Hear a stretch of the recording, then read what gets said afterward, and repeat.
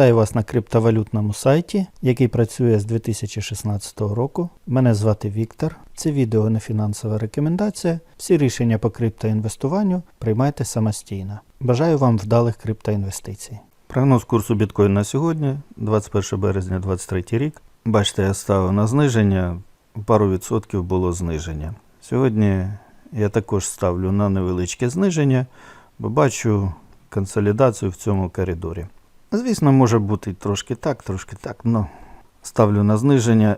Як завжди дивимося на денний графік, на якому я вчора, бачите, показав вам оцю зону накопичення консолідації і стрілку, по якій я бачу можливий розвиток зміни курсу, опираючись на дані індикатора CCI.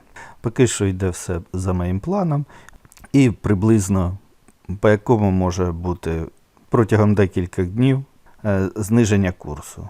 Моє таке бачення. Якщо ви гадаєте, що буде другий розвиток подій, пишіть в коментах. До речі, всім дякую за коментарі. Ваша підтримка надихає, і коли бачиш, що ти робиш щось корисне для людей, є мотивація це продовжувати. Домінація. Курс зупинився практично, але сама домінація, зараз відкриваємо, продовжує, хоч і невелике, але зростання. Тобто гроші продовжують вкладати в біткоін. І це вкладання йде вже з 11 числа.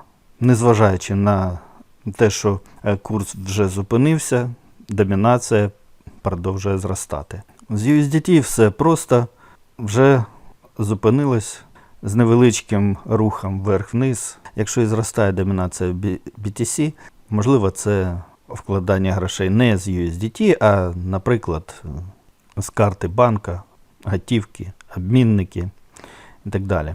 Що діється між біткоїном і альткоїнами, нічого не міняється, розрив ще збільшується. Дуже потужний, дуже потужний біткоін-сезон.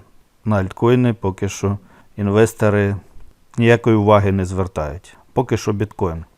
Повторюю, я бачу глобальний розворот вниз для корекції. Завтра перевіримо це припущення. Пишіть свої думки. І, як завжди, на завершення, мій головний прогноз. Російську Федерацію буде знищено.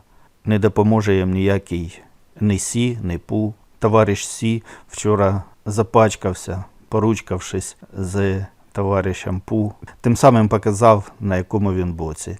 Тому навіть після перемоги Україні, гадаю, можна просто бойкотувати не тільки російські, а й китайські товари. Це буде дуже правильно. На мою думку. А Україна розквітне в європейській родині. Не забуваємо донатити на ЗСУ.